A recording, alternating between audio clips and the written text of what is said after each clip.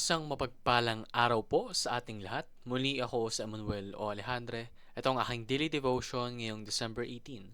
And for today, ating pag-uusapan kung paano magkakaroon ng maayos na buhay. And this relates to the topic of Jesus being the cornerstone. In ancient construction, the cornerstone set the direction, stability, and alignment of the entire structure. In Ephesians chapter 2 verse 20, which states that built on the foundation of the apostles and prophets, with Christ Jesus himself as the chief cornerstone, declares Jesus as the cornerstone of God's new community, uniting Jews and Gentiles into one household. All teaching, identity, and mission align with him. His role ensures that the church stands firm because God himself established Christ as the unshakable foundation of salvation and spiritual growth. So si Jesus daw po yung cornerstone, no? And in terms of ancient construction, yung cornerstone yung nagsisilbing standard para sa isang building. Kung um, kung ano yung cornerstone, dapat doon nakabase yung susunod pang mga bato na gagamitin sa paggawa ng isang gusali. And ganoon din po dapat tayo when it comes to our lives. Dapat ang standard natin ay si Jesus. For He is the cornerstone of the church. And ang ibig sabihin po nito, para po sa mga miyembro ng ating church, kailangan sumunod tayo sa yapak ng ating Panginoong Hesukristo. For He is the foundation of our family. Jesus is and no one else. So, let Jesus be the compass for your decisions.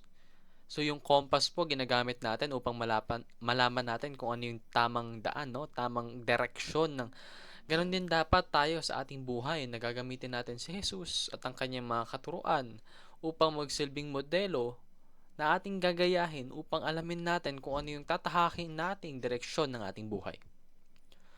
So, align your life and family to Jesus. You know, I haven't been able to fully align myself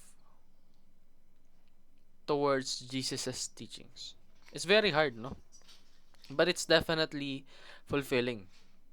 And as far as I can see, when I eventually get to fully align myself with Jesus, it will be something that I will be joyous over. Sobrang saya ko siguro kung maging successful ako sa pag-aalign ng buhay ko kay Jesus.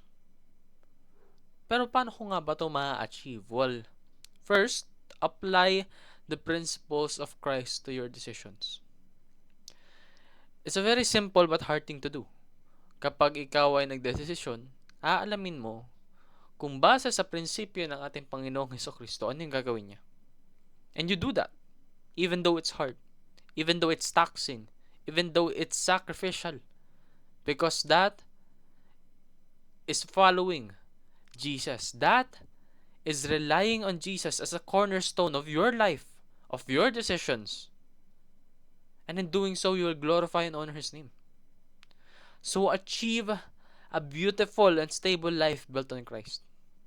Gaya ng paggawa ng gusali or tahanan dati, na kapag sinunod mo yung perfectong cornerstone, magiging perfectong gusali din. Well, perfecto yung ating cornerstone sa ating buhay. Dahil yun, walang iba, ang natatanging Jesus lamang.